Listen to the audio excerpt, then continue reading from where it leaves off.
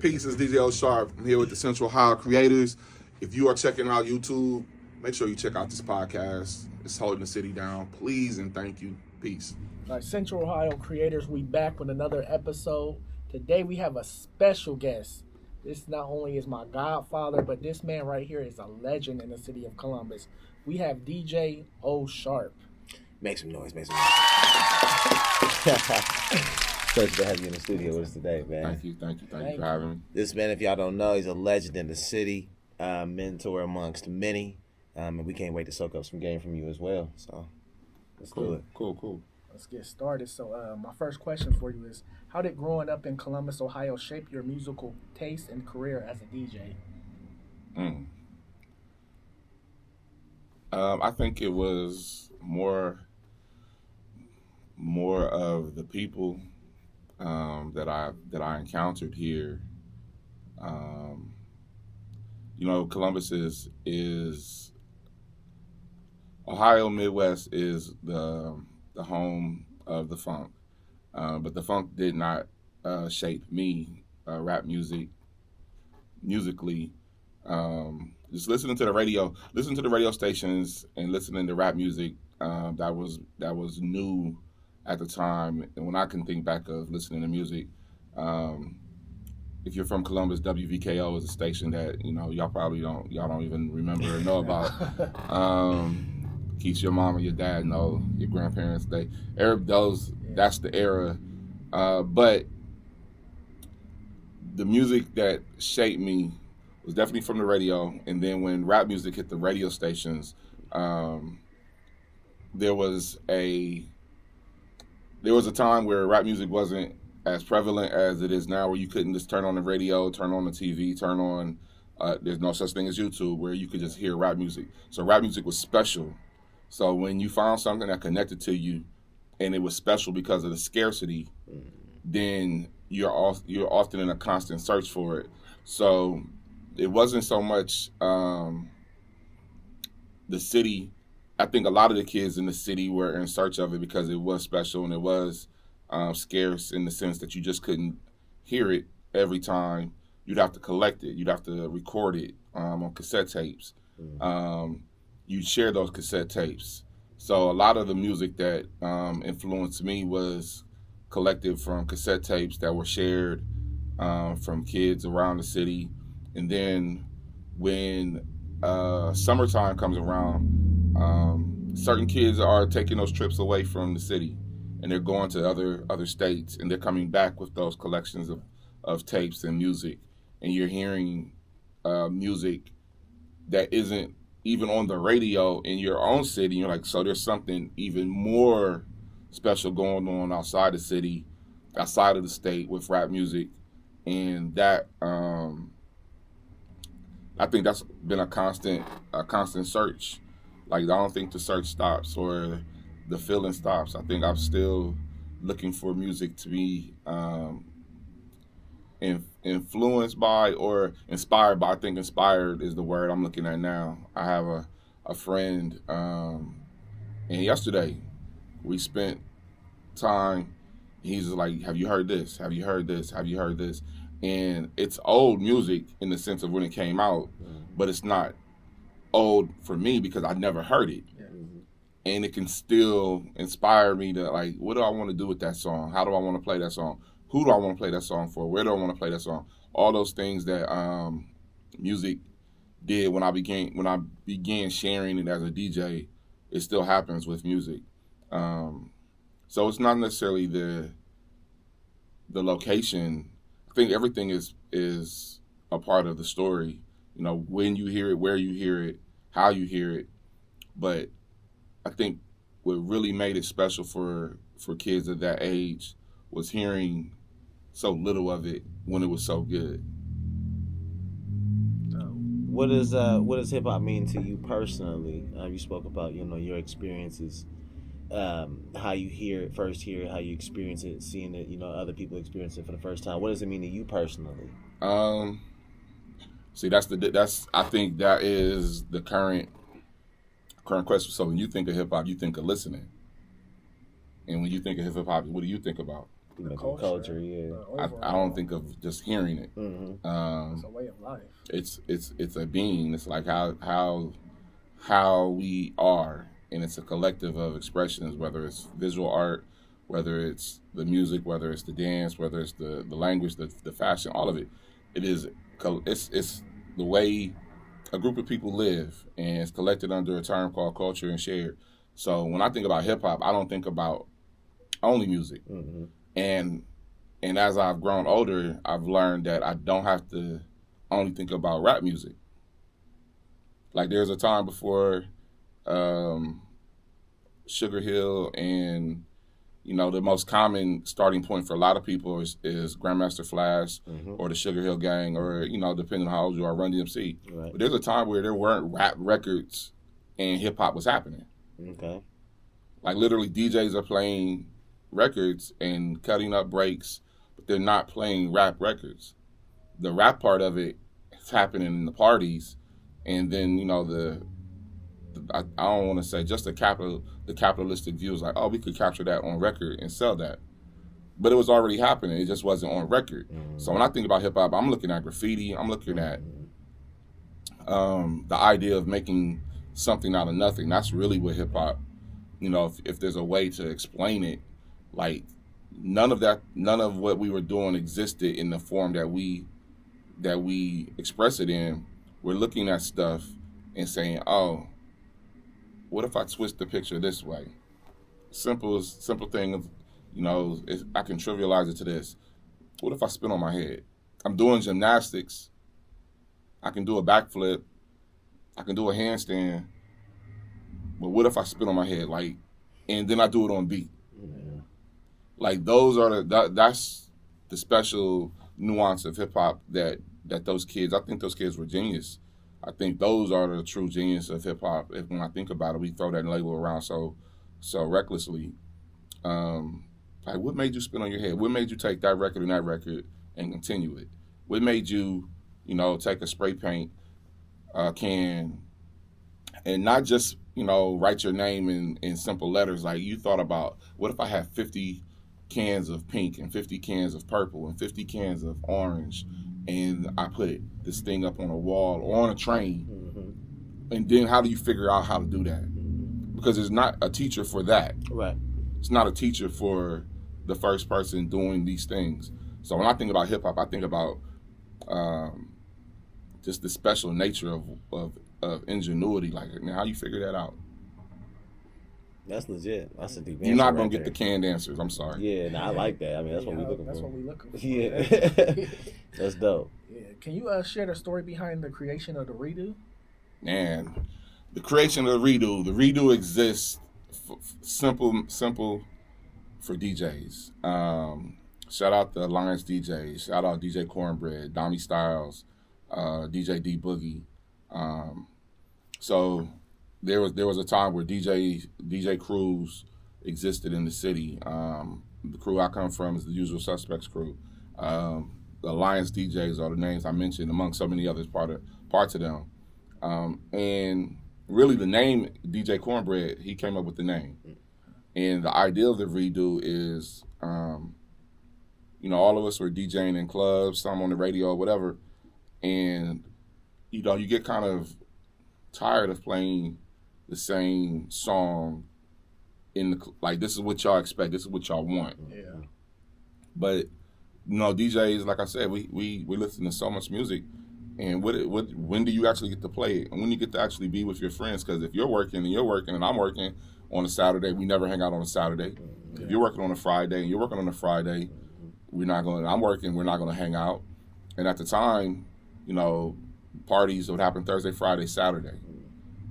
So if we're all working DJs because we're pretty good, then when do we actually hang out? And the brilliant part of the redo was just for DJs. And we opened it up, for the public to come into and listen. But it's really the place for DJs with fellowship. Now we're coming up on year 16 in September, and it has changed. It has changed. I think the part that people see and respond to me for is where it starts to change and becomes a bigger party, and it's less DJs, and it is inviting the people in, and we are creating an atmosphere that is very nostalgic, and the idea of what going out used to feel like. There's no hookah at the Redo, and there was a time there where we didn't care about seats. Like, why would we have seats? Why would we need sections? Because we came to dance, we came to have fun. That's what we did when we went out. And it has changed. There are you can buy a ticket, you can buy sections. It was free. Like I said, there are 5 DJs now and a host. At the time when the redo began, it was, man, you might have 30 DJs playing. You might have 20 30 minutes. DJs. That's crazy. A 20-minute set. And then I think the most notable iteration of what the redo looks like is because now it's all vinyl. When it started, it was just bring your laptop. We have turntables. We even have controllers. No, it wasn't no controllers. But it was like, just come, bring your laptop, plug in, we'll have turntables. And I think it was Boogie, DJ D Boogie. It was one of his birthday parties, and we decided, no, we did it before that. We had done an all vinyl one. And then he wanted to do one again for his birthday. And he said, let's do all vinyl. And I think it was the right time. Like, timing is everything, for real. It was at Avalon. It was less DJs because not all the DJs had access to their vinyl. So it kind of trimmed down at 30 to maybe 7. And the setting, we did it at a sports bar. Now we're doing it in a club.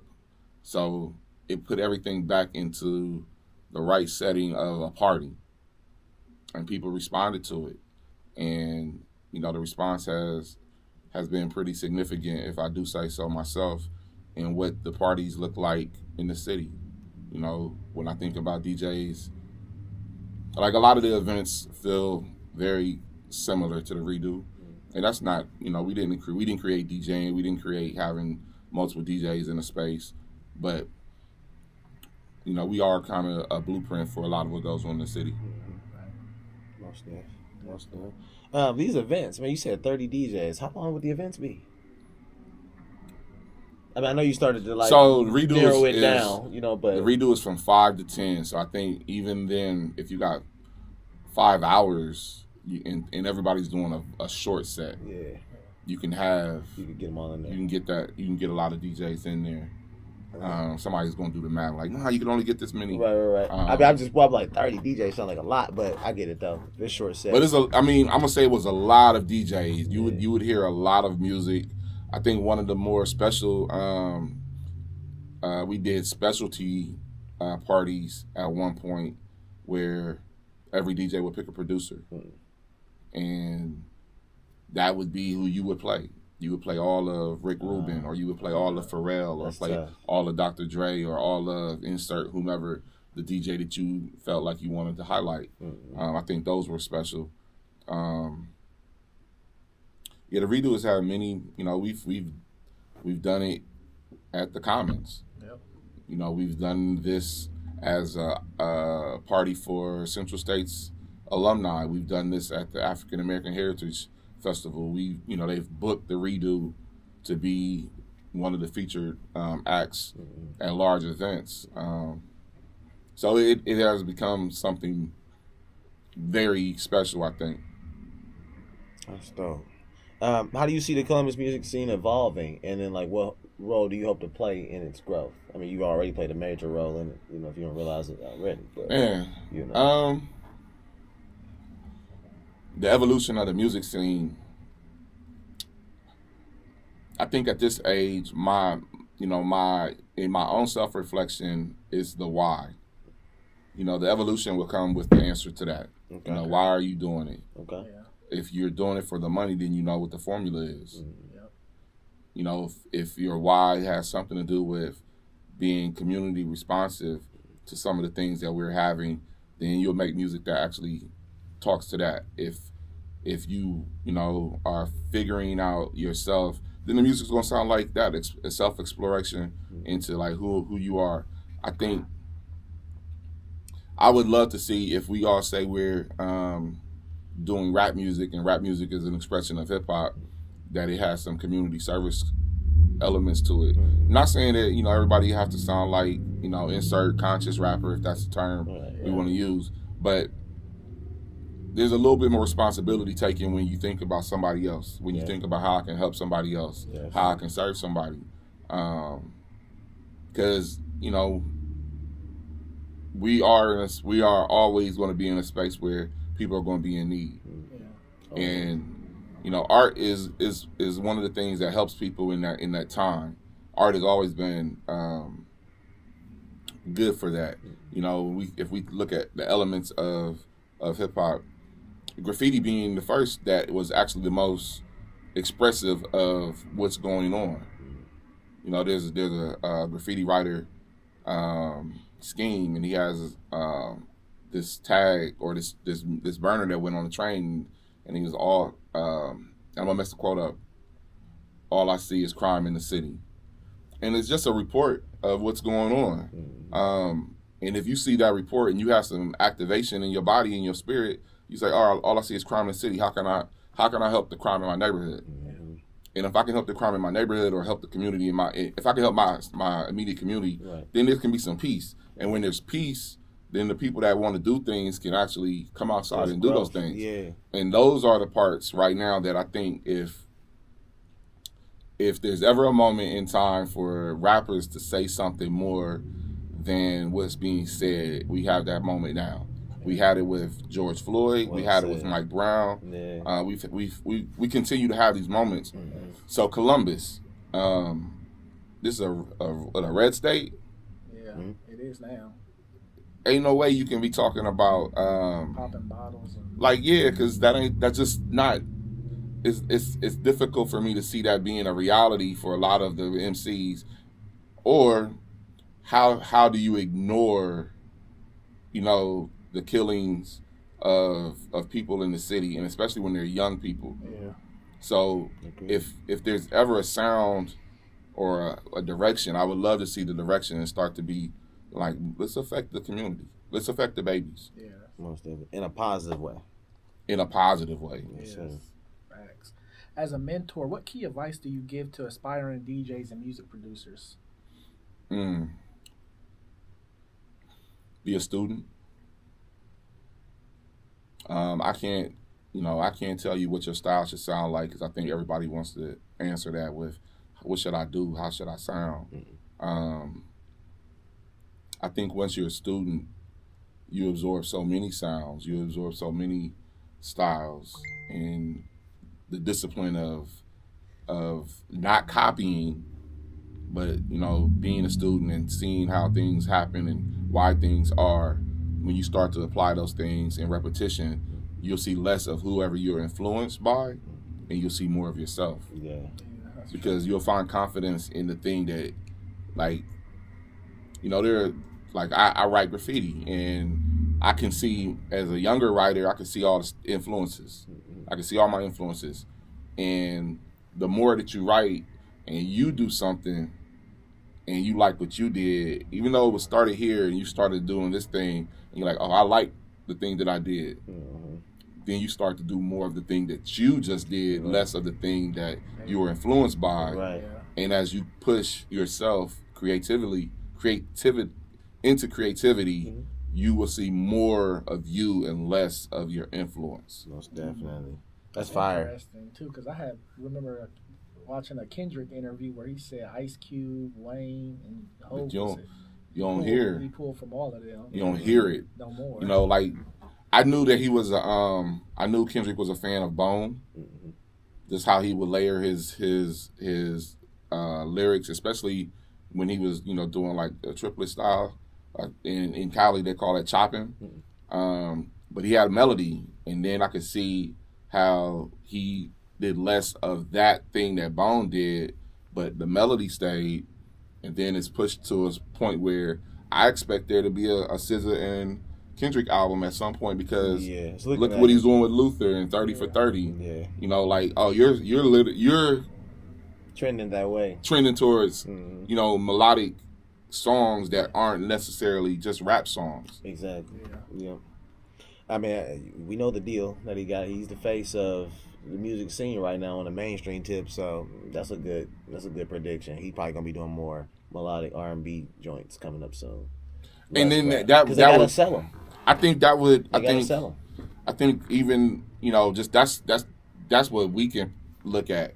I think the beauty of Kendrick is him doing the unexpected, not doing what you think he should do, Very true. not doing what you expect him to do. I didn't expect him to do a album so L.A.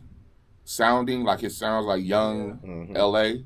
Well, if you listen to West Coast music, specifically Definitely. in Los Angeles, Yeah.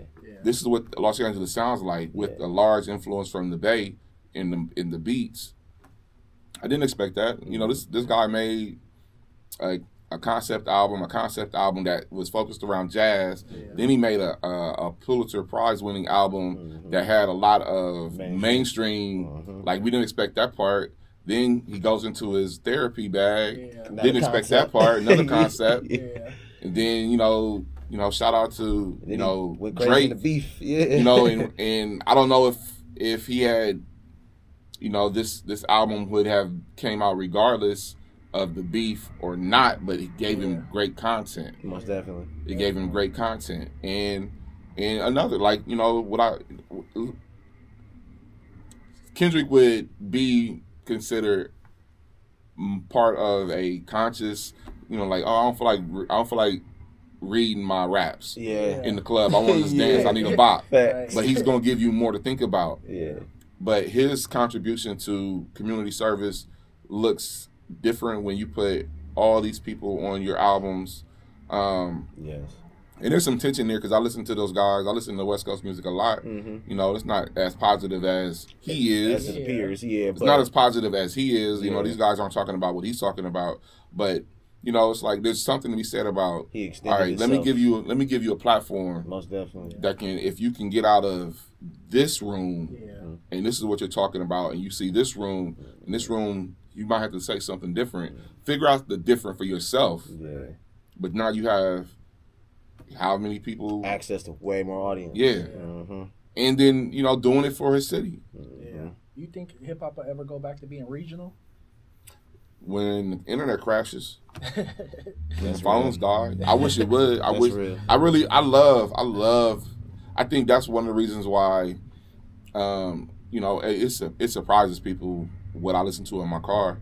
But I have, I know all the new West Coast raps, all the new West Coast rappers. I'm constantly listening to them because they're keeping their own sound.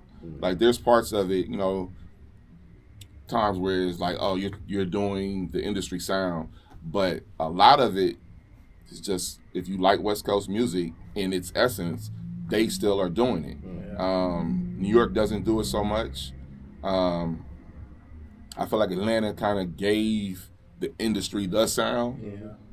But so what's the Atlanta sound? If it's the industry sound, what's the Atlanta sound? That's where it's like, I love go-go music. That's a real question. DC, DC has their own thing. Baltimore has their own thing. When a city has its own sound, Chicago, I love house music. Yeah. When a city has its own thing, Detroit, the Midwest is popping out with our own sounds. So what's that? What do you mean as far as what's that? Like what how can you describe it? If I told you, how could I describe the if I Detroit told sound? you, I could pinpoint an artist and say that's the West Coast sound. I would say heavy on, like what that Detroit sound is kind of popular known for. Run-on sentences, kind of like all over the place context. It's never like they're not making records. It's a lot of tracks where they're just run on, not a lot of emphasis on hooks anymore. The beat might be hard to explain, but like it's generally the context of how they make the song is what makes it sound like a Detroit song. Like, to the point where we have somebody who's well known from Columbus, and people consider him that kind of sound because he raps without really any emphasis on hooks. He's kind of got like a lot of punch-ins. It's just run-ons. It's like, I mean, you from Detroit? I'm not. Oh, yeah. So, I think the question to be asked, like, what is the sound of Columbus? I did a event for Maux. Maux is a producer for a lot of rappers in the city. He's produced for Trig. He's produced Shouts out to Trig. Y'all know the vibes. C's. He's done stuff for Jeremiah. Oh yeah, I've heard of him. and he just put his own album out, instrumental album. But him, Sean Marks, and I'm forgetting some of the guys. Like, there's a pocket of guys that, you know, I know Trig specifically. He's somebody I've known since forever. So I've watched his progression. But the pocket of guys that kind of do music, I'm like, man, if this is the most content that's coming out, then this might be the sound, because this is what, you know, could flood the market if there's a market. I think AU has that opportunity, because he was putting a lot of music out at a time. He still is. I think we got close though when Rashad and Stally did Lincoln Way Heights. I think that could have been our sound. Yeah, but that would have just been Stally's sound in the third. That's true. And Shad, and I love Shad. I know Shad forever. Shad ain't doing an album with everybody. Yeah. I feel that. He's not doing, you know. And I think that's the beautiful part of Rashad. You know, Rashad has so much music that y'all never gonna hear. But he's not in a rush to put music out. Like, he's not doing it for the attention. He's doing it, you know, one, for the soul, two, he's been in the business since he was a kid, so he understands how to put albums out. He understands how to put albums together. I wouldn't be mad if any of those producers had the moment where that's what the city sounded like, but I still think there's some foundational parts of what a sound is. Like Tribe and DJ Premier don't sound the same, but we know New York for a sound. Right. That's why I said when you asked me about the Detroit thing, I tried to say at least the popular sound that people tend to think of when they think of Detroit. That's usually some of the stuff it consists of. But like, there's plenty of other people, well-known people from Detroit, that probably don't make music like that. So what's really their sound? Like, why is it not Eminem? That's what I was getting at. Why is it not Dilla? Exactly. Why is it not Big Sean? That's what I was thinking. Like these are the biggest artists, will have the most influence, and the point. Why the are thing they is not pointing the ones? back. Yeah. So like, it's not necessarily the notoriety or the how big the artist is. It's like there's some foundational parts. Like, house music is something between Chicago, Detroit, maybe New York has its name and title to it as well. But there's some foundations to house music. There's some foundations to go-go music. And, you know, the go-go bands of note are Junkyard, Northeast Groovers, Rare Essence. Those are names. Those bands don't sound the same. Right. But you know what comes with a go-go sound. You know what West Coast is going to be baseline heavy. The drums aren't going to be very complex. There's going to be synths. You know the sound. But each producer in that area should not sound like, everybody should not sound like Dre.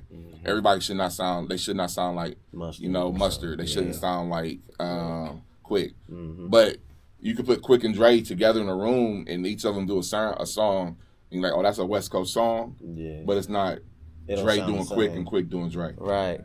So that's what I mean. Like, what's our foundation? That's interesting. Yeah, because you're right about that. I didn't even think about that. You could put like all three of them in there together, and you'd hear it and know that that's all a West Coast sound. Yet none of them sound the same, though. Yeah, that's interesting. And that might be our sound. Right. It's an amalgamation of a lot of stuff. Exactly. Ohio is a place where a lot of people come to and find residence. We actually had a gentleman on our show. Shout out to Gary Owens. He actually had spoke about that, saying the city we have an eclectic sound. It's like really a collection of stuff. There's a lot of things we hear, and because it's so many different sounds that we don't consider it being the Columbus sound. Like, it's only supposed to be one thing. Why does it only have to be one thing that sounds like Columbus? Like, that might be the sound. Like, it's very eclectic and expansive. Exactly. So that's heavy. What are some of the most memorable moments from your DJ career? Oof.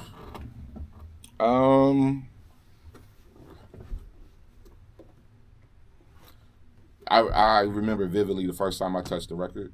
I was 11 years old. The record was Roxanne, and it was playing on a 45. I was at a child's birthday party for, I don't even know, I can't remember who it was, whose birthday party we were at.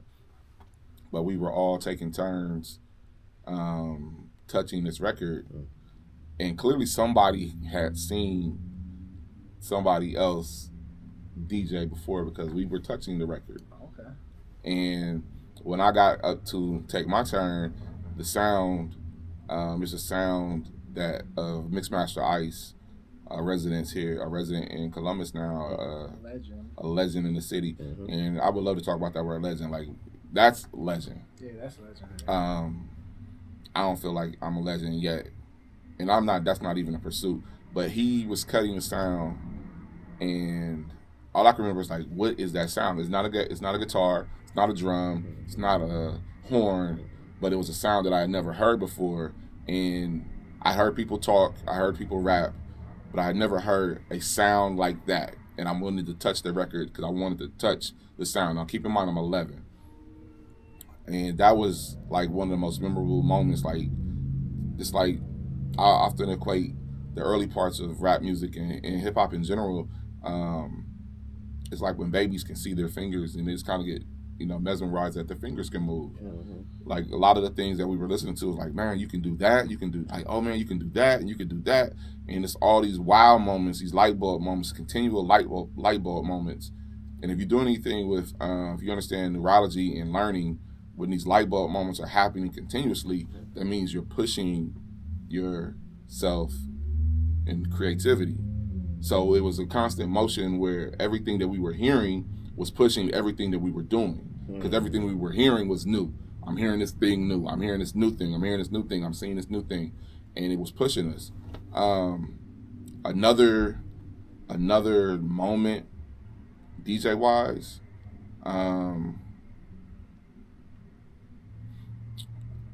Man, I stood.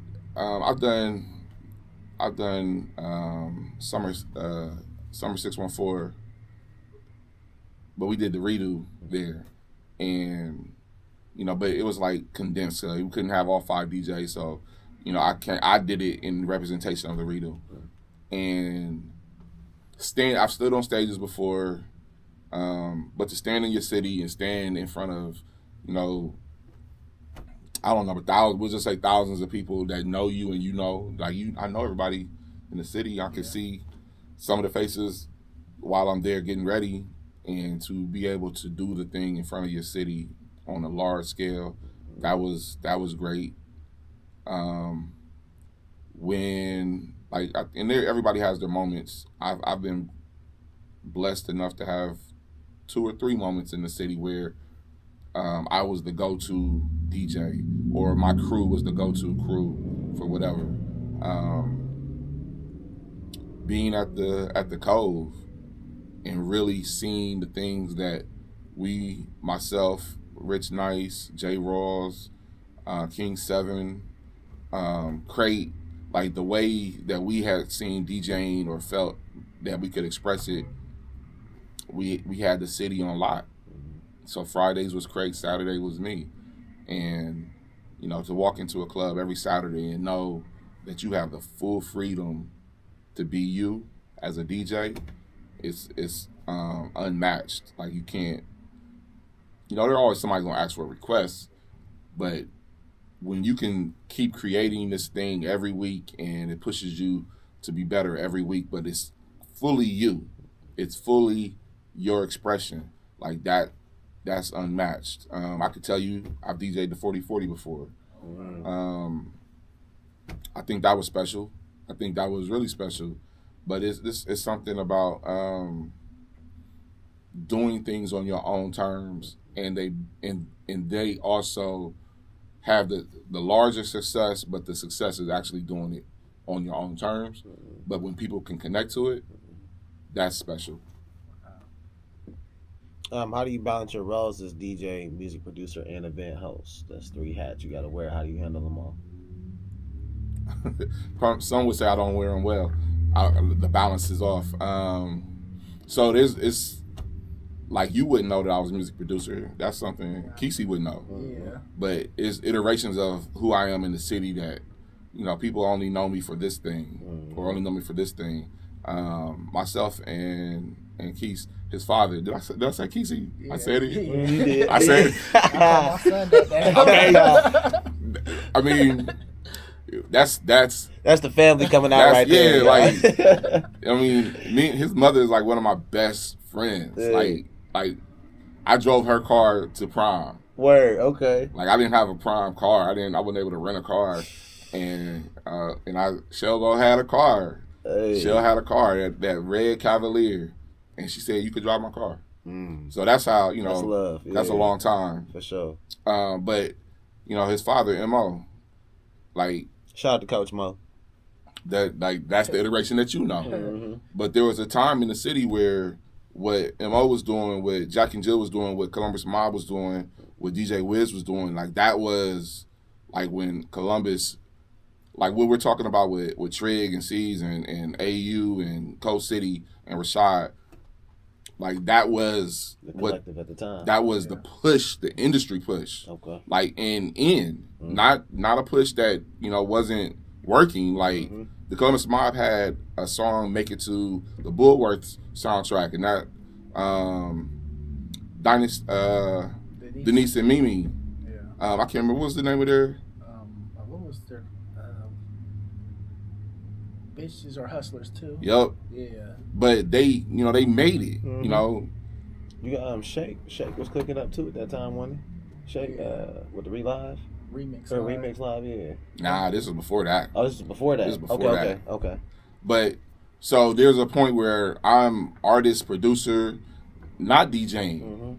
The go-to DJ at the time was my mentor, was DJ Wiz, and he would do a lot of the scratches on anything the Columbus Mob was doing. So I'm just in the studio watching him, or I'm in the club with my big homie carrying records to get in. I'm 16 in all the clubs, and there's so many parts of my journey that, because some of it is me. I would live in that space to the fullest, and people would only see that part.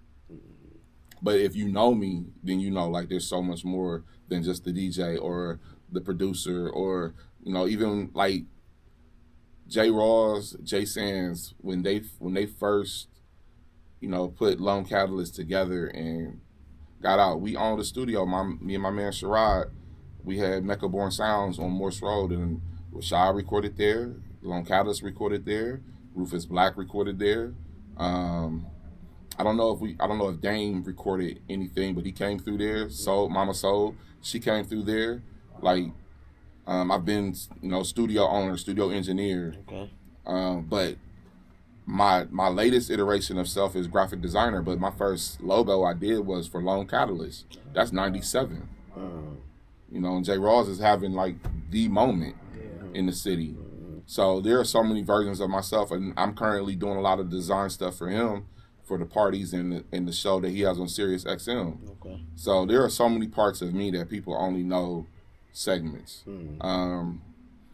That can play to my benefit or to my detriment, because you get pigeonholed, like they're only calling you for this. Right. Yeah.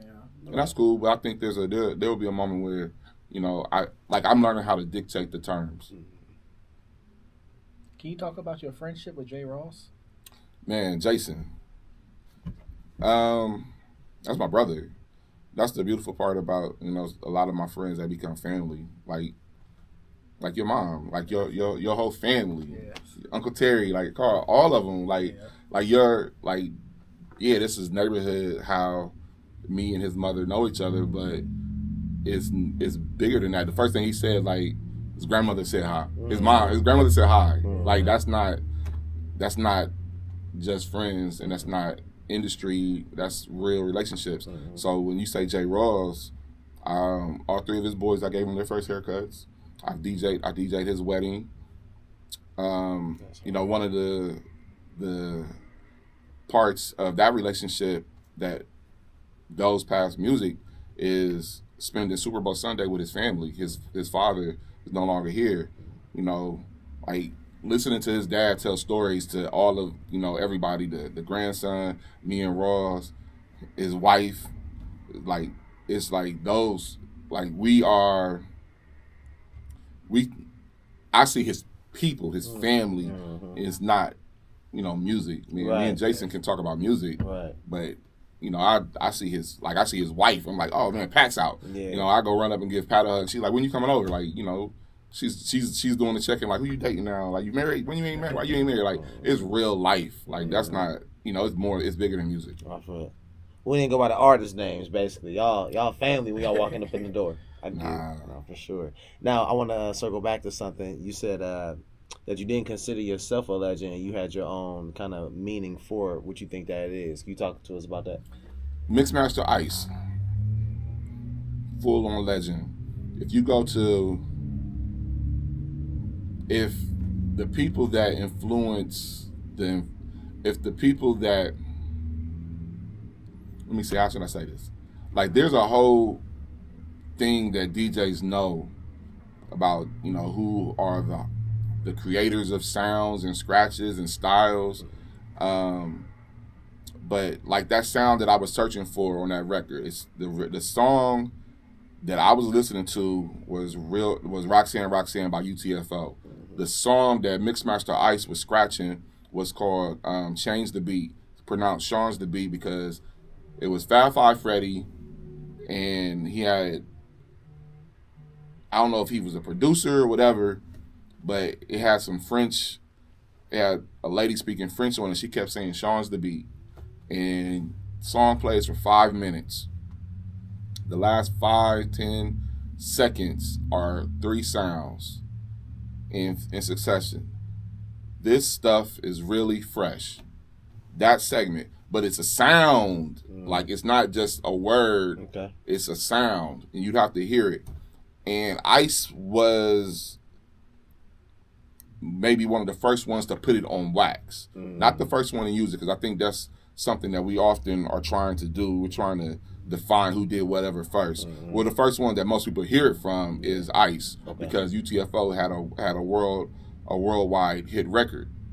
Took 14, 15, 16-year-old kids from Flatbush, Brooklyn around the world. So the world heard Ice doing that scratch first. Yeah.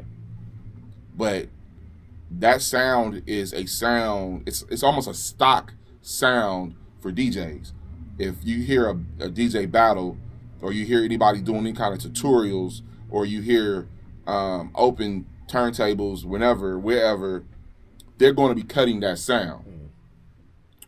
That's a level of influence that I cannot claim. I feel that. You know what I mean? Yeah, I respect that. Like, there's levels to this, and I think we throw the word legend and GOAT, like, I mean, just by simple definition, it's not greats of all time. It's greatest, it is, singular, right, of all time, right, of all time. Yeah. So we keep, we just throw these little emojis on people, and they do it. Listen. It happens for me, and I get it. It's a level of communication and flattery and homage.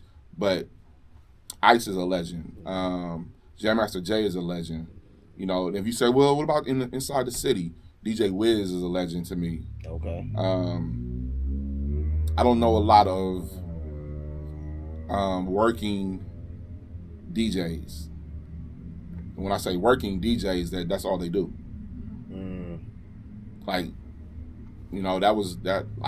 I've never seen him go to clock in on a 9 to 5. And there's nothing wrong with that. There's nothing wrong with, doing both. I know what you mean. But, or, in a time where, how do you make money off of your talent, your gift, and make that thing viable for your family? Wiz would pick me up, come all the way to the north side from Wilson and Sycamore. He'll pick me up. We'll make rounds again through all the record stores in the city. He'll come on with a stack of records. He'll make a mixtape. Or no, let's stop. Let's go in order. Pick me up. We'll go all the record stores. We'll go to Sun TV. So he has the records. Then he'll buy cassette tapes. He'll go home. I'm itching like, yo, when you gonna make the tape? When you gonna make the? And he'll finally put it together. And my job, I'm gonna sit there and record each tape. So he got 10 tapes. He gonna sign them. And now he done picked me up at probably 11, 1 o'clock, whatever, in the afternoon. Mm-hmm. We didn't finish. He done did all those rounds, made the tape. We done recorded them, and I'm thinking like, what's next? He waits until about midnight. All right, let's go. To walk in a club, and people say, "Hey man, you got that? Hey man, you got that?" You would thought he was selling drugs. Yeah. He was literally walking in with tapes. There's a DJ playing, so wow. you know he'll go into a club with another DJ playing and sell out of mixtapes. We wouldn't be in the club. And I want to stay because I was a club kid. I want to dance. I want to talk. I want to see. I want to hear the music. Mm-hmm. He'll make that round through there, sell out the tapes, and we'll be gone. And I'm like, I ain't never seen that happen. Hard. Yeah. But so here's my equation. How I equate that to legendary. Okay. I've heard Kid Capri talk about selling tapes. Mm-hmm. I've DJ Clue, DJ Envy. Yeah. So see these names. Yep. Mm-hmm.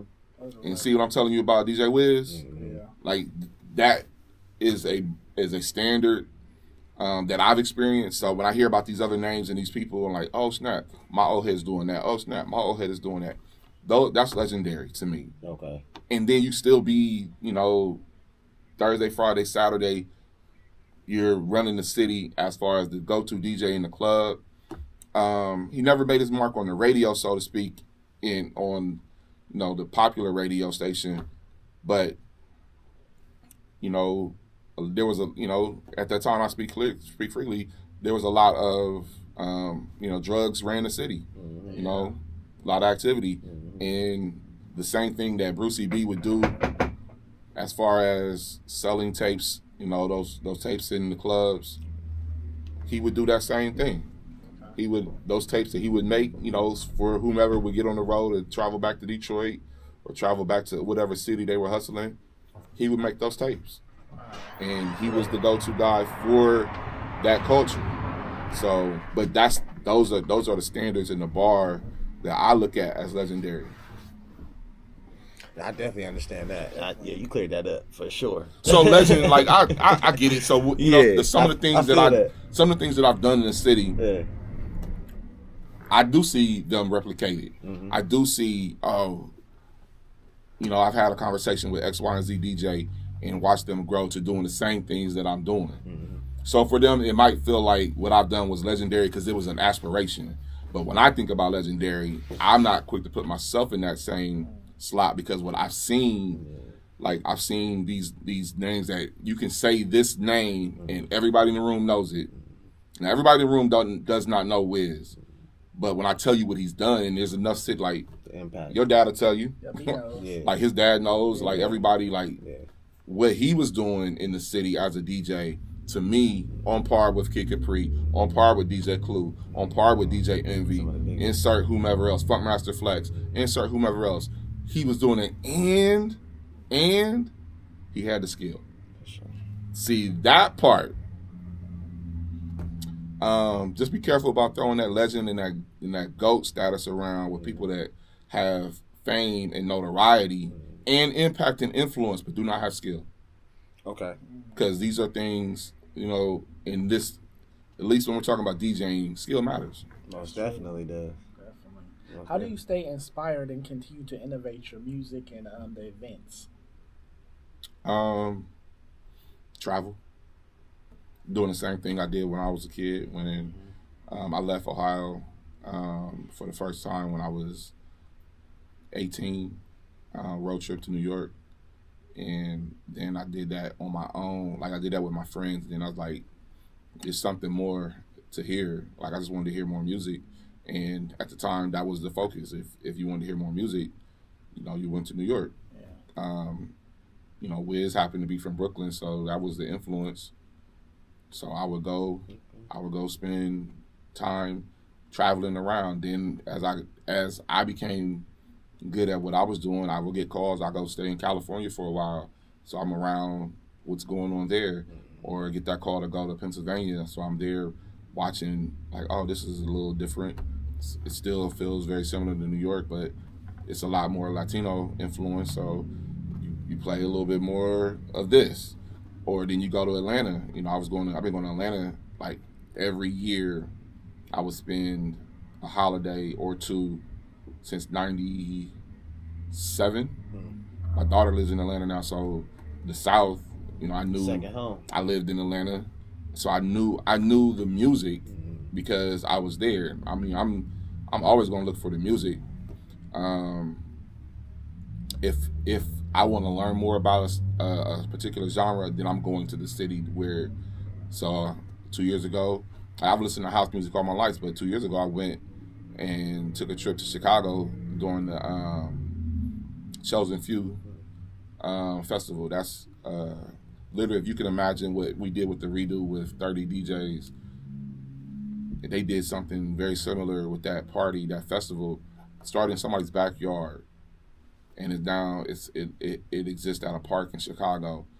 40,000 people. A DJ festival, basically.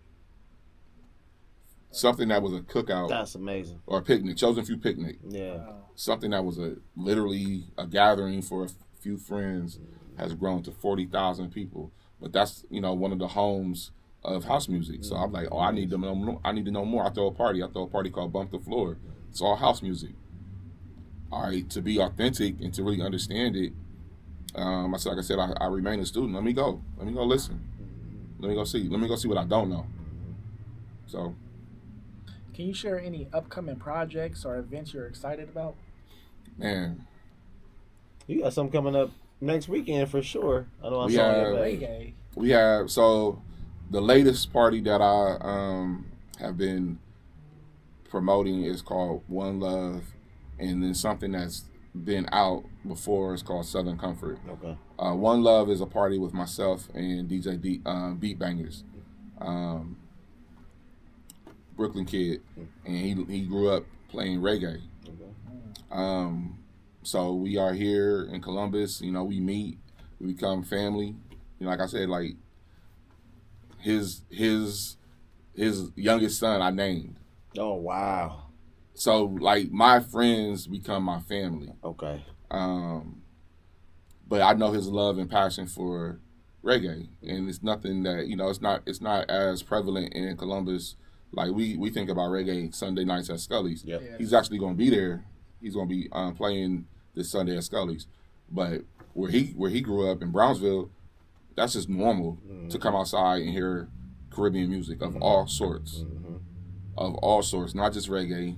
Soca from Trinidad and some of the other countries that soca music is popular, or calypso, or Spanish music, salsa, bachata, all that. He plays all of that. So I'm like, man, when you get to play that? But now that we understand how to promote, now we understand how to market, and we have pushed our own brand that people expect us to do something different. All right, here's the different. Let's go do a party where you can hear the fullness of Caribbean music. So that's on April 18th, and then Southern Comfort is on the 19th. Right. Okay. And that's with DJ Mr. King and DJ Jamin. Okay. And all these DJs have played they've all played at the Redo. But me observing my friends, I'm like, King loves Southern hip hop. He loves it. Jamin as well. So I'm like, all right, cool. You may not get to play all of what you think about when you're at the Redo because it's an hour set. An hour set is not long enough for any DJ to really get it all out. Yeah. But I know his passion. I know his love for it. So we put together Southern Comfort, and they'll be playing deep cuts. Some of the surface stuff is easy, the Ludacris and Lil Jon, like that's easy. But what's the B-sides and some of the songs that you don't normally hear come up in conversation, or you had to be there. Yeah. You had to be in Memphis to know all of what Hypnotized Minds did. Yeah. Right. You had to be from out there hearing that kind of music to know what was being played. Or there's more. You got Screwed Up Click. You got with Michael Watts.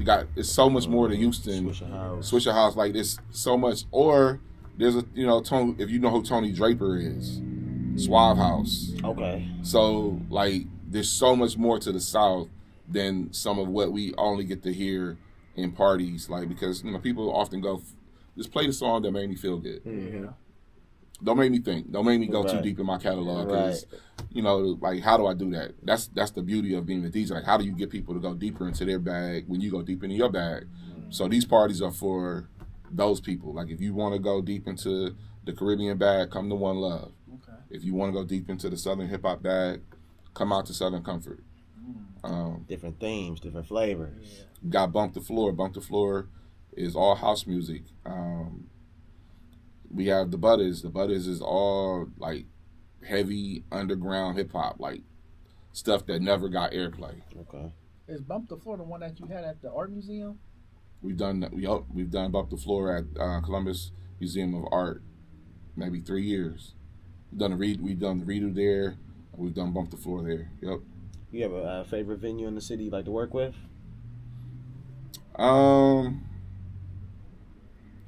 Man, I mean, I know you got a ton to choose from, but I like being outside. You know, we Land Grant is people know Land Grant now. Like, I've been rocking that Land Grant for like top of the pandemic. okay. So being outside, putting graphics on the screen, it's a fun thing. Forum is home base. You know, shout out Bobby Ferguson. Like, he gave me my first real shot at, you know, like, do what you do. Oh, don't worry about what they're doing at X, Y, and Z club in the city. It was a lounge that we made for like a club. You know, if you know anything about the Cove, if you do enough conversations with the right folks, you're like, oh, you only could put, like, the Cove might have been as big as this, but we put 300 people in there. But then he went so far as like, all right, we can't put more bodies in the building. Patio. Let's put bodies, parking lot. Oh shoot. Let's put a tent on the parking lot. Yeah, that's smart though. That's how you extend it. You can extend I walked. it in, Listen, I love Bobby for his forward thinking. Yeah. You know, y'all will know Bobby for Summer 614. Mm-hmm. Bobby been throwing parties or concerts. But when the Clipper Stadium was somewhere to go, he was taking the stadium and putting concerts in Clipper Stadium. So when Bobby told me about, like, yo, I'm gonna put a tent in the on the parking lot. Okay. The night I pulled up to set up the turntables and I seen that tent, I said, "Oh, we doing something special tonight." Melissa Ford, you know, she was the host. Word. We, you know, In the city. so here's like it'll tell you how you know me. Podcasts are popular. We're on one. We're doing one. Mm-hmm. When did you hear about a podcast? I mean, before COVID, they've been around for a grip. Yeah. So you just saying 2010s at least. Combat Jack. so before Combat Jack, Oh wow. 2007. Oh, so I know it started in 2000. I remember I did when my it first podcast. I literally it was February. We were snowed in. I'm online just looking for music, and at the time there was a bootleg website where you could stream Hot 97. So we were all locked in, all of us. My friend, me, Rich Nice, Trav Dave, King 7, we were all locked in. So now I'm searching online looking for music because, you know, blogs were the thing. I come across this thing called Podomatic. I see this podcast, like, I don't know what podcast is, but I hear Funkmaster Flex playing a mix Word. from Christmas night. I'm like, oh, snap. So I'm looking in, like, I'm researching the site, and like, oh, you can record stuff and put it on this site. I had my basement was a studio. I've always had recording equipment. Man, Trav, Rich, 7, come to my crib today. Mm-hmm. This is what I just learned. We got to do this. Because we all had aspirations to be on the radio. You know, most recently I was on the radio. I did the Redo Ride Home at 5 on Power 105.3. I don't do it anymore. You know, shout out to City News. He made that happen.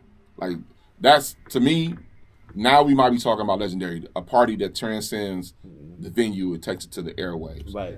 That, now, that's a soft flex. But podcast, 2007, we were doing podcasts. Yeah. So it was myself, and you know who else I did not know is somebody that, you know, would consider me a mentor of sorts, Des Arnaz. Okay. So we were doing Full Blast Radio. They were doing the Craig and Des show. Had no clue. But we were both if there is a creator, originator of the podcast in Columbus, it is us and him. Most definitely. And he still does what you're talking about with Reese and Blaze. But yeah, like we've done 07? 07? 07. Wow. Let me know, y'all, who was out here doing podcasts in the city before 2007? I think we just found the originator of the Columbus podcast right here. It was us and Craig and Dez. I know that for a fact. Yeah. There was nobody else doing a podcast. When I mean a podcast, I mean like mics. We're gonna set up. We're gonna push record. We're gonna have topics. Yeah. Ours was different because we were DJs. So we were doing a recap of our weekend. Okay. We were doing popular topics. We were doing relationship stuff, like all this stuff that we were already doing. Now, we were already doing that. Yeah. We were literally already doing that, but we said because we were DJs, like let's put music on it. So we were doing conversation, music and talk. We were doing that. Wow. That's tough. Back in 07. I remember when I first seen podcast on iTunes. Like I remember iTunes first came out. I remember podcast being a thing on there, but I'm like, I didn't really know what it was. You know what I mean? Same. Yeah. I just remember seeing the tab, like, okay, But dang, y'all was ahead of the game. You can't think of a time. Y'all was way ahead of the game. Yeah. Like that is, having a desire for something and then looking around for resource to make it happen. When I think about, being on the radio, I've been on the radio before. I've been on Sirius XM. I've been on the radio, but to have a show every day at 5:30. It started in 2007. We wanted something. We wanted to be on the radio. We wasn't thinking about podcasts like, podcasts are going to be financially like profitable. Like we didn't have any clue about that part. Yeah. Had we known, our goal was we can't get on the radio, so let's create our own version of the radio. We all knew who Paul Strong was. Yeah. We all knew who Sean Anthony. We all heard the radio here. We listening to Hot 97, so the morning show starring Buck Wild. There's so many iterations of the morning show in New York. Tom Joyner around the country. So we knew we wanted to do radio, but we knew we wanted to play music that was a little bit more progressive than what the radio stations here were playing. It would have been on par for, nationally, because we were playing, the hot stuff in New York or the hot stuff that wasn't the hot stuff on the radio there in Atlanta. We've done this thing from podcasts, Full Blast Radio, DPS Radio, which was an online radio station that still happens, that turned into Pulse Radio for a group that went a different direction. Okay. Lady Couture, DJ Lane Love, that's where I met Jamin. A lot of the, they're not as young as they were, but when they were the cool kids in the city, a lot of them had radio shows on Pulse Radio. But you could tune into Pulse Radio like all day. We were programming songs, shows, the whole thing like Sirius XM. Wow. Damn. So maybe I will take legend status soon. Just saying. It's coming soon. I ain't tripping off that. No, look. I ain't gonna stuck because the reason I felt that way too is just off the strip that we had so many people who do have impact on the city in the musical space and other space as well, but the music space is why we would have them on the show and they will refer to you as one of their mentors. Yeah. So for that extensive list of people who all have impact in their own way to point to you as an influence, that's why I view it like that. But I do respect the logic on why you feel like you're not there yet. That's tough. Because a lot of people have just been like, thanks. So they just taking that title. I definitely put you there. Like, if I was to make a Columbus Mount Rushmore of important figures in the city. Oh, man, I wouldn't be on the top.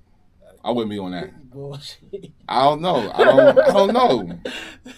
A Mount Rushmore of Columbus, like, figures. I think it's perspective though too, because the main thing is you might be biased. You know a lot though. I know like, a lot.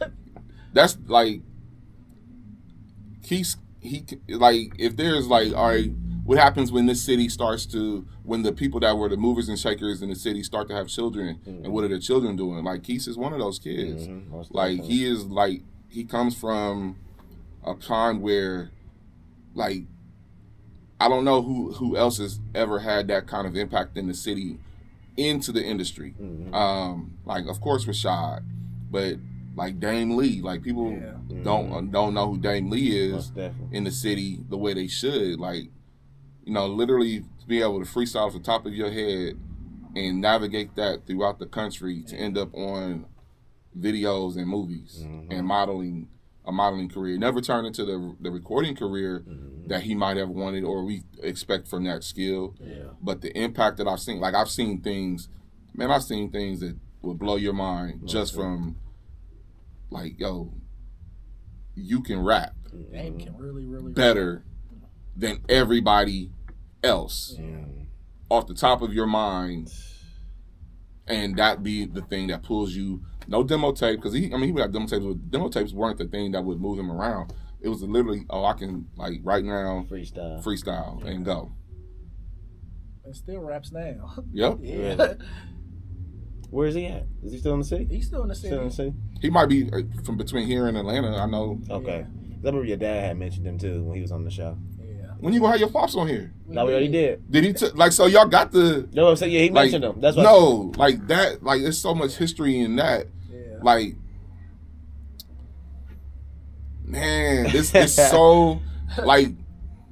I know, you know, perspective is always going to be the advantage point for people. Like, I've been here 52 years, so I've seen some things. But you not seeing them doesn't mean that they didn't happen and they weren't impactful. Like, just to watch his father navigate studio sessions or writing raps to studio sessions, performance to here's an album with what was some of the best in the city coming together under one name, Columbus Mob, going out to the industry, Midwest Funk, and going and having an impact. Yeah, like, you know, the only thing similar, you know, was what, you know, like we seen what Dipset, you know, do it with Harlem. And then, but they already on because Cam is already on. Like literally, these are people like have the aspiration. Cam is, you know, there's no Biggie Smalls to put us on. Cam had Biggie and Mace. His circle is already on. Absolutely. But they did that thing for Harlem, and his father was what that was for Harlem. That's here. He was part of that. Also, too, not to mention, I mean, he had the resources. You know, we got them extra resources. It's a little easier to get certain stuff done. Or you're just there. Yeah. We're further away from where it's place, happening. Right time. Yeah. Exactly. That's what your dad was explaining. Like, at time, you really had to go there. It's only like, you could go there, you could go Cali, which was like the second option, but New York is always the first option, and then like maybe Atlanta. But New York is... There was no Atlanta then. That's what I'm saying. Like, you for sure got to go to New York if you wanted to have it. Was LA or Atlanta. It was LA or New York. Owen happened to be from California, so he knew how to navigate Hollywood. He knew how to navigate the industry. I think Owen's background was real estate. If I'm not, I might be mistaken, but Owen Ratliff knew how to navigate the industry. But it was either L.A. or New York. Yeah, you didn't have it wasn't like, all right, I'm gonna go to the South and there's enough black people that are doing this independently that I can catch a buzz there. Yeah, definitely wasn't a thing yet. The Dungeon Family kind of broke that open. LaFace broke that open. LaFace Records. Okay. Man, when LaFace said the South was going to be home, you say the Dungeon Family, so Parental Advisory, you know what Parental Advisory is. They're from Atlanta too. Okay. That's the first group from the Dungeon Family. Okay. You don't know who they are. You can't name a record. But Outkast is on LaFace. Yeah. Okay. Goody Mob comes to LaFace. Right. But TLC's on LaFace. Yeah, Parental Advisory, it was the first artist you saying. But I think Parental Advisory is Gip, Cujo. Like, there's so many parts of Goody Mob or the Dungeon Family that, like, it did not happen until LaFace said that's going to be home. LaFace became, all right, you have some of the best songwriters in the industry saying we're going to take our album, our record company. We're not going to do it in L.A. We're not going to do it in New York. We're going to do it in the South. Mm. And we're going to open the doors for young black entrepreneurs. Dallas, Austin. Yeah. Like, it's so many parts of why the South won other than the Dungeon family. The Dungeon family just happened to be on time. Mm-hmm. Happened to be on time. Most definitely. I gotta ask you some top 5 questions. Yeah, I was waiting on it. I was waiting on it. So, can I get your top 5 NBA players? Kobe, Charles Barkley, Kareem. Y'all gonna be mad at this, like Magic. And if this is mine, Larry. Okay. Well, Bird, the best white player ever, in my opinion. No, that's a solid top 5. Yeah, I would say that don't sound nothing too crazy. I wanted to hear the top 5 hip hop artists, not rap artists, hip hop artists. See, you big on the culture, so I want to see what's your opinion on top 5 hip hop artists. Who represents hip hop culture to the point where they're in your top 5? So rap being the vocal part, we can just call it rappers. I love DLC. I love the DLC. I think this is playing the what if, the question mark game. If he does not have the car accident, we do not talk about Big Daddy Kane and Rakim the same way. DLC. We do not talk about. I'm just saying. I listened to. His album is called "No One Can Do It Better." Mm-hmm. Go listen to all of the styles. It's been a while since I listened to that album. I listened to it 2 days ago. I go back and forth with new and old, jazz, house every day. That's what's up. DLC, and I'm a big proponent on not sounding like anybody. Right. Yeah. That's him for sure. He doesn't sound like anybody, and nobody sounds like him. And he's written for almost everything that is important in pop culture as far as West Coast music is concerned. Like The Chronic, Eazy-E's first album, Straight Outta Compton, NWA's first album. He's on NWA's second album. He's on Doggy Style. Like, the word is out of Snoop's mouth. If the doc ain't on it, it ain't coming out. He's that influential.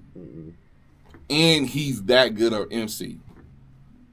Slick Rick, nothing before it, and everybody emulates him. Everybody has done his style, tried to do his style, tried to mimic him and sound like they have a British accent, try to tell stories, the overlapping lyric over lyric as he's communicating and talking to himself in first and second person, even third person. Like, and Run is the prototype. Okay. Run is the prototype. If you look at rap music and rappers before Run DMC, specifically Run, but fashioned out of Jam Master Jay, but Run, like to Jay, for somebody to say, here, put this on, and this is my style, but when I tell you to put this on, you wear it better than me. And when you go out and do the thing that you do with this on, everybody sees it and says, that's what I want to look like. That's how I want to cross my arms and stand like this. I want to mean mug the camera. I want to be arrogant. I want to be all these things that MCs have to so-called be. It's Run. Yeah. And you sold, when there was no way to sell records for young black rappers, you were able to do it. You were able to navigate and be a face for rap music and hip-hop. Most definitely. Biggie. Listen, I never seen somebody do more with less. DLC, Run, Biggie. Slick Rick. Yep, Slick Rick. Okay, so we waiting on that. All right, cause Biggie. 24 too when he died. 2 albums. A lot of mixtape features. You know, the thing is, they're going to be more. They're probably going to be more Pac releases because he recorded like that. Biggie. All right, that's it. He got the one Pothimus. That's it. But when he recorded, it wasn't like I'm just going in the studio to go record 100 songs and we going to take 12 or 13 or 14. What's the beat? All right, that's the beat. Let's go. Boom. We don't have any more because he was that efficient. And the more that we have, those were demos before he got on, or features that didn't blow up, so to speak, and you say, "Oh, put that verse over here." But when I say more with less, also like he didn't have a lot of content. Biggie didn't have the most complex style, so his words are few. It's really vocal tone, cadence, inflection, delivery, melody, wit, intelligence. Like, I don't know. I just I got one more. Is that it? One more. Karis one. The teacher. Because I do think that there's. He's the essence. He can do all of those things. Like Jordan 3s are a thing for y'all. Yeah. But y'all don't remember why they were a thing for us. They're not a thing for us because of Michael Jordan, so to speak. They're a thing for us because Karis One, his first rap video for his second album, the single My Philosophy, he's literally leaning on a white Jeep, and it's a cappella, so they're cutting it, then the pan out is him. The beat drops after the verse. He does the whole verse a cappella. The beat drops at the end of the first verse, and you see those Jordan 3s. Okay. Mind blowing. Like, oh, what are those? Cinematic. What are those? Yeah. That's why that's my favorite Jordan. Not Mike is Mike. I'm not. He's not in my personal 5 favorite NBA players, but I know he is one of them ones. He is one of them ones. Yeah. But those Jordan 3s have the impact they have because of Karis One. Most definitely. So no Nas or Jay. Nah. And man, I listen to Jay. Like I am progressively listening to music at that age when like 89, when Jay-Z comes out with Jaz-O comes out with The Originators. So I'm like, what is going on? Like, how can they do this with these words? So I've been listening to Jay-Z since 89. Okay. How they say, well, you're six people away from the person that you want to know. Yeah. I'm probably 2 people away from Jay. Okay. I did the 40/40 Club. The night I DJ'd, it was me, DJ Who Kid, and Superstar Jay. I went first. So I'm walking around like I'm amazed, like I'm in the 40/40. Ted Smooth is in the other room. I'm walking around, so I'm doing this, coming out of one room. Jay and Beyonce are coming in the club. They go to the room that I was DJing in. I'm walking around. I go up top, look around, come back down. We pass each other. We never see each other. Yeah, same building. When I was doing the podcast, I DJ'd Green Lantern. Green Lantern at the time was Jay-Z's tour DJ. I ain't heard that name in a minute. Yeah, Green Lantern. He was Jay-Z's tour DJ for that moment. He had just signed Uncle Murder. But I'll rewind even further. Shout out to Wiz. Wiz would have me in spaces where I would meet people. How'd you meet Wiz? You said he was from New York. He moved here, and we would go to parties, and you would just hear music that like, you don't know that song. You don't know that song. How you know that song? And I'm like, yo, he's playing records that I know because of tapes that I told you I was getting from New York. I'm like, how you know that record? And I go up and talk to him. He said, I'm from Brooklyn. I'm like, oh, snap. So you know all the records? Yeah, he knew all the songs. He knew all the songs I knew. But he was doing the thing that was amazing to me. So it was like, how do I get connected to this? Where I got to be where he's at. What it take to be around you? That's not what I'm asking, but like, all right, if somebody's cleaning up the house, you pick up a broom. Yeah. All right, you're packing up your records. Like, all right, I'll carry that. Facts. And then you like, so. That's how you get a conversation. That's how you get to learn more. Wiz put me and he knew people that knew people.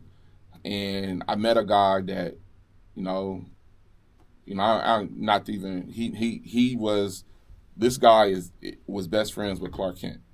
Okay. He's a Brooklyn guy. So he knew that life that Jay was talking about. He knew that life. He was telling me stories that were showing up on Reasonable Doubt.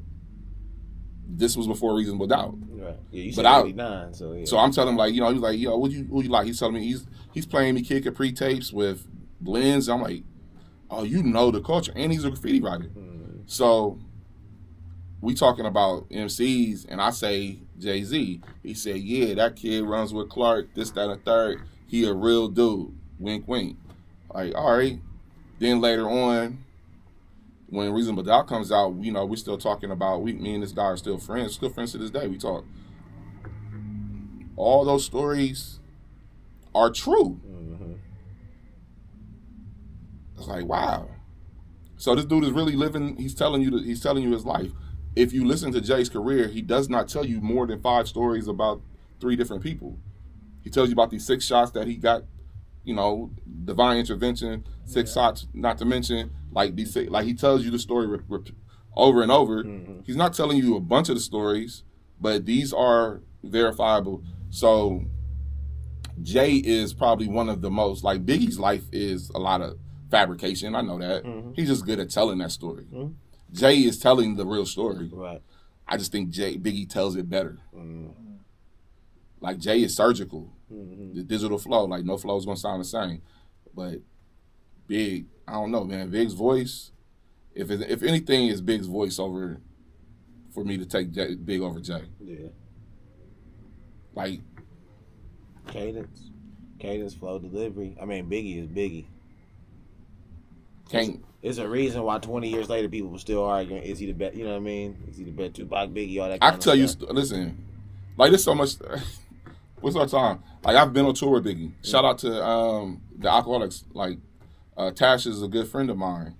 I remember when Tash isn't on his first single or King T's first single with the Alcoholics because he was in jail here. He got caught up with a dirty gun, and it was like he didn't get convicted or anything, but he's supposed to be in California, and he was here, so he missed the video shoot before I got it bad. Here's a story. Bow Wow. Me, Wiz, Tash, or Rico. Me, Wiz, Rico sitting in Wiz's basement watching Arsenio Hall. So the city is going crazy because Bow Wow is Bow Wow. I was there the night that Bow Wow got chosen. Word. I was one of the MCs that got on stage. They went with the little kid. It's easy money. You go with the, you know what I mean, the name fits. You know, Snoop was doing what Snoop like. Fact. We're watching Arsenio Hall. You can watch this you can go on YouTube and watch this. Arsenio Hall said, "Can you kick a rap for us?" And he starts to kick this song, and you know he's doing it. He's rap hands and all that. And Rico, we all sitting back. Rico sits up like, "Hold up, it's Rico's rap." Oh. There's a Bow Wow's dropping Rico's. Rico could not like. There was never. No. Oh, I'm trying to get this young guy. He never handed him the verse. Now, mind you, Rico used to drink then, so he don't drink anymore. I don't know how he got the song. The song was called Mr. Troublemaker. Mm. Okay. But Rico started to rap it as Bow Wow was rapping it. Mm. Wow. What happens next? I gotta look this up. Right? We gotta look this up. I mean, Rico goes on to have That's crazy. have his own level of success. Yeah. But Rico took me. I remember he kept his word. He kept his word. He called me one day. He's like, "Yo, do you want to go on tour with us?" And I'm like, "Yeah." He said, "We're opening up for Biggie Smalls." Oh, for sure. Yeah. When do you need me? For sure. So, we did Ohio, did small cities. Now Biggie didn't do all of their tour dates, so they would go and then they would meet Big. So the show, I have been in spaces with Biggie multiple times as far as concerts go, but that show in Chicago, I never seen anything like what I saw that night. Anything like what I saw that night, and I'm gonna tell you, we were in the basement. Biggie's upstairs in the club performing.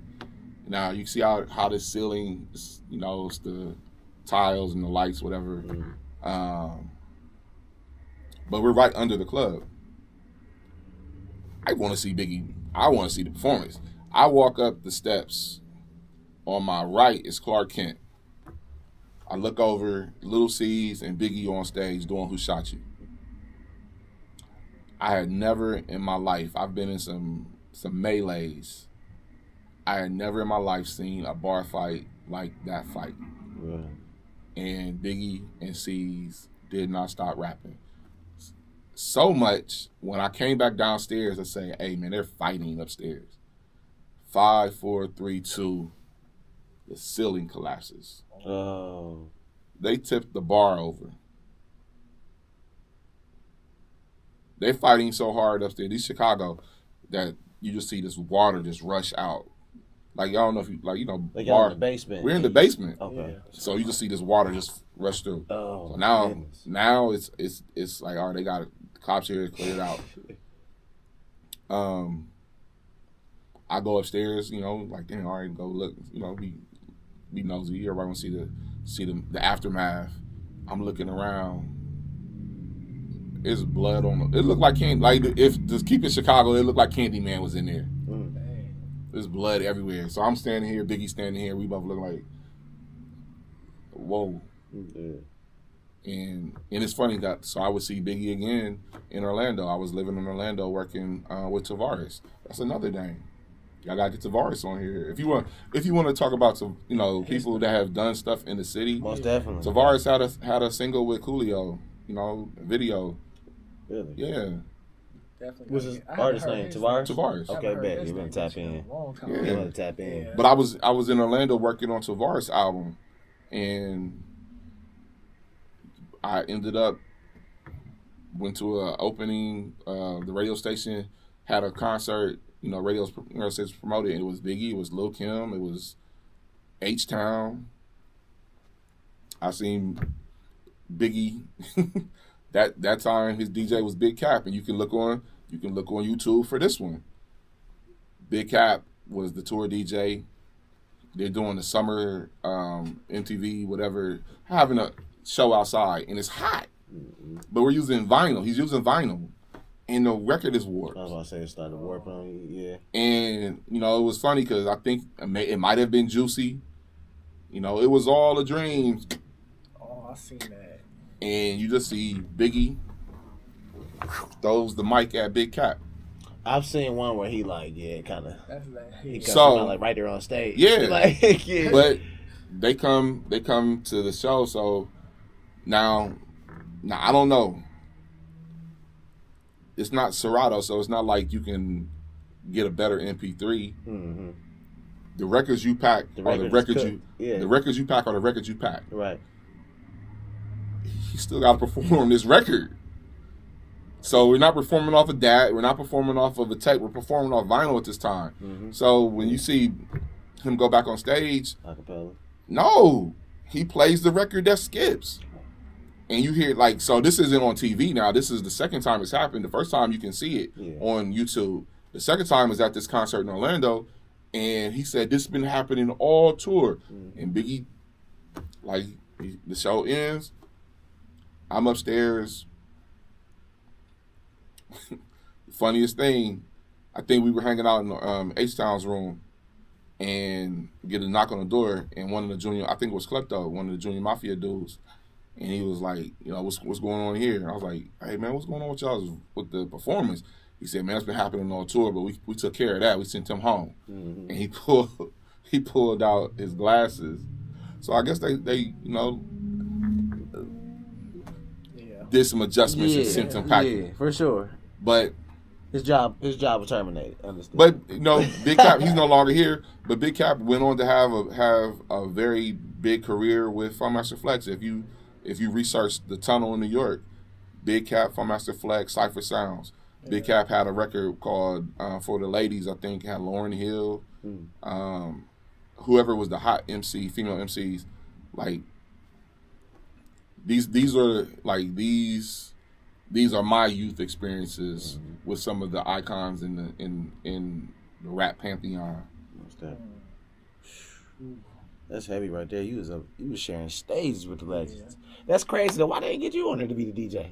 What took them so long? They know who they was dealing with? Nah, I mean, this wasn't my time. This was literally a phone call. Like, you want to go on tour, and then the second time with Tavares, when I like it's, you know, serendipitous at the most. I get the phone call from Tavares. He says, "Yo, I'm gonna work on a new album. I want to do stuff with people from home. Mm-hmm. So Tavares knew me as a producer, Mm-hmm. you know, but I wasn't DJing as much as I was Okay. in the studios then. Okay. So to get that phone call from him, it's funny because his manager, man, my son said I should write a book. His manager was also a manager at one time for a rap group named X Clan. X Clan, this was before X Clan had came to the city at the Valley Dale, but they needed turntables.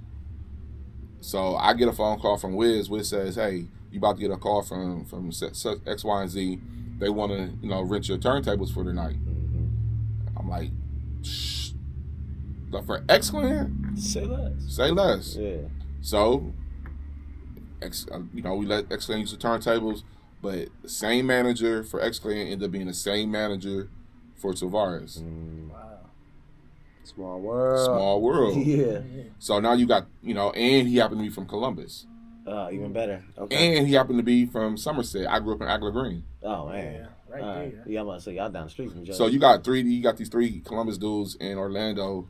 Like I'm literally in a studio in a mansion, and there are Backstreet Boys and NSYNC demo tapes laying around, or not necessarily the demo tapes. They got big overseas before they got big in America. Okay. So, but their singles are laying around but they wasn't nobody yet. Right. They weren't You was already saying anybody. their name before folks even knew what was up with the. Yeah. I was in, like I've been in both of Shaq's cribs. One time he didn't even know. For real. What, in Orlando? Yeah. Mm-hmm. Dang. He had a crazy house down there too. Yeah. Crazy House was in L.A. He lived across the street from Tom Arnold. Mm. But I was in L.A. working on a demo tape for Dame, and John Sally was, you know, the guy at the time that was really interested in putting Dame in the industry. He was trying to get in the industry as a music guy. So we're living in one of John Sally's cribs in the Valley. But to ride around Hollywood with all like John Sally, you know, I learned so much about the industry. Mm-hmm. Like the industry is not what we think. I tell anybody, like, you think you want to be in it, you do not. That's what my dad and Maestro told me. You do not. Yeah. Maestro, man, y'all get Maestro on here. Yeah. Yeah. I can see that though. I can see that being the case. I mean, just the stories and like basically, if you want to truly succeed at being in the industry, the stuff you're gonna see that you probably won't even be talking about, you just gotta ignore it and keep on going.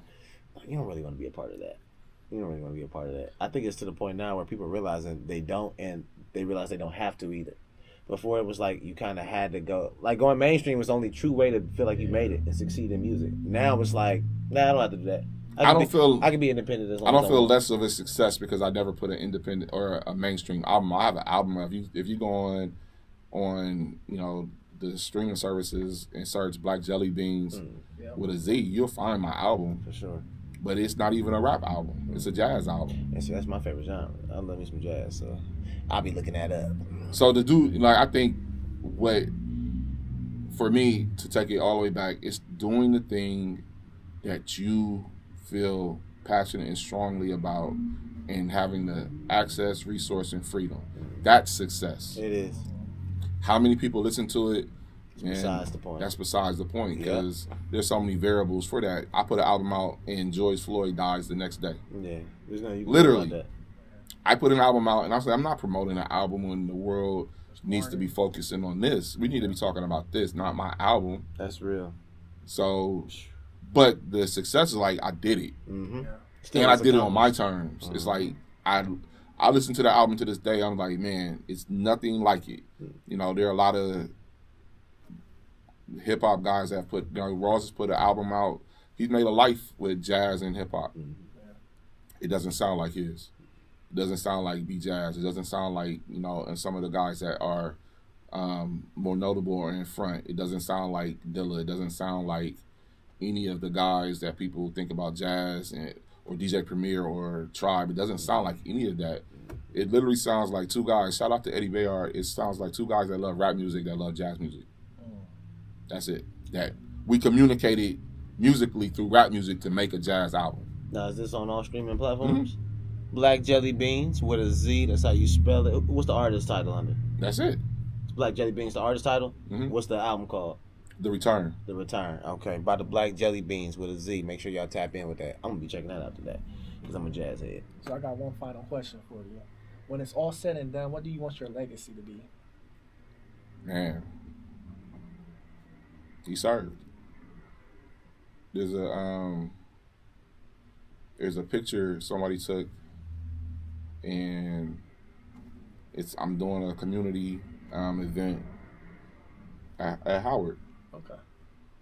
and I'm on the turntables, and there's a little girl. She walks up, and she's standing beside me, looking at my laptop, trying to, I'm like, I spend more time trying to educate people and teach people about this culture, especially the kids, because this is, it gives them voice. Like, that is the best example of what I've ever thought about, because I was that kid. I was that to Wiz. I was that to Mixmaster Ice, listening at the radio, like, man, what is this that you're doing? Because it actually speaks to me. There was a playground, there was a jumpy house, it was free food, everything. This little girl found her way to the turntables, and she was stuck. And I'm not telling her to move. Never gonna tell a kid. I don't care what I'm doing. I don't care if it's 1,000 people in front of me and they want to touch the turntables. I'm never gonna say move. I'm never gonna not let you. We're actually gonna stop the show so that child can actually experience it. Like, that's what hip hop is for. That's hard. Yeah. So That's legacy right there. I mean, that's serving at the highest level. Definitely. I got one final question as well. What's something that resonates with all people of Columbus besides the Buckeyes? Skating. Jeremiah was talking about Skating. that's Shout a out good to answer. We definitely got some skating culture here too. We definitely got You gotta that. get the dope on too. Gotta get the dope on here. Brianna Holmes, the young lady that I went to high school with her dad, ended up re-meeting her. She used to play basketball at the rec center. And I ended up being reintroduced to her as a grown woman now. And she's passionate about collecting culture historically for Columbus. And she finds all the meeting points take us to skating. Like, that's the one thing that when we go out of the city and people see us, they see our style. Like, for when I was growing up, it was purling. So right now it's called striding. Okay. But no city does it like we do, and all other cities, when they see us do it, they want to do it. Now explain, what is that? What's the difference? Is there a difference? Or is it just a name? So it takes us back to the funk. Mm-hmm. It's a bounce. It's a unspoken language. I'm not a skater at all, but when I see it, I know it. Okay. And when you see it, you be like, boom. So you can go on. You can look at Atlanta. Atlanta is having a reemergence with their skate scene. But they have a lot of choreography with their skating, and they skate to up-tempo stuff, a lot more faster stuff. New York is known for skating. They skate outside a lot, and they skate to house music and disco. LA, I'm finding out that, their skate scene kind of looks like us. Go figure. But when, ask Jeremiah, when, he's gone out there to skate, like, they're looking at, like, oh, you from Ohio, or you from Columbus. Cincy, Columbus, Cleveland, they all got that skater swag in them. There's a lot of that going on in the Midwest. So when I think about that, like, there's so much history in the skate world and in the skating rinks. Like, that was the first club for a lot of us. Even when we didn't skate, like, the rink was where the kids went from all over the city to hear music and dance, to socialize. But skating is, my brothers and sisters skated. Kids, I've done a skating party. I'm looking at kids growing up skating. Like, it's something that it's like football. The Buckeyes, kids know the Buckeyes. Kids seem to are going to know skating. Yeah. Most definitely. You got anything else, Keith? I mean, I'm still soaking it up right now, y'all. That was a crazy game we just got on this episode. I hope y'all appreciated it. I think I speak for both of us. We definitely appreciate it. Oh, Sharp, it was a pleasure having you in here with us today, you man. so much. Yeah, y'all. Any event? What's the next event you want to come to? I know we asked you about upcoming events, but what are they looking forward to for you to get out of here? What's the next thing from O Sharp they need to be checking for? That's a different thing. That's a different statement. The freshest events, the next thing that we're doing is One Love and Southern Comfort. I keep saying February, April 18th and April 19th. What I'm gonna do, I don't know, man. That's the beautiful part of getting older. You can look back and say, man, you've done a lot. What do you want to do next? Mm-hmm. And you got more information to do the next. So something's happening. Something's coming. We definitely gonna be looking forward. One last thing, let them know where to find you on social media. I guess Instagram seems to be the easiest at DJ O Sharp. Simple as that, y'all. All right, DJ O Sharp, Central High Creators. To the next one. We out.